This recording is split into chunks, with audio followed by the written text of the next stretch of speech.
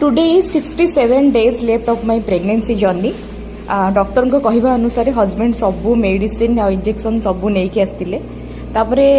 आम आसिकी बेड को आसलु एठिकार स्टाफ माने एते कोऑपरेटिव आते माने बढ़िया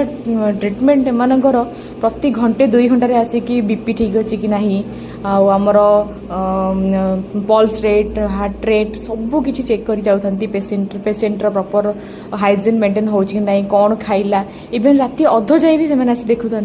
तो जहाँ भी हो सका को मत पूरा सुस्थ माने मु फील करी आम 3 जन राति से अटकी थिलु तो भल मत जमी भल लगी सेठू केमी घर को आसबू बोली मु पूरा माने रही पार्लिनी तो तापर आम डॉक्टर सहित कथा है कि आम से डिस्चार्ज होइतिलु बट डॉक्टर कही कि एबे किछि दिन पाई पूरा कंप्लीट बेड रेस्ट करिवो जेमती तुम नॉर्मल रहुतिलो बुलाबुली काम धंदा जहाँ भी करतिलो एबे पूरा बंद तो एबे कहतु एबे भी किछि लोक अछंती जो माने कहंती कि प्रेगनेंसी टाइम रे जेते हार्ड वर्क करिवो सेते देह पाई भलो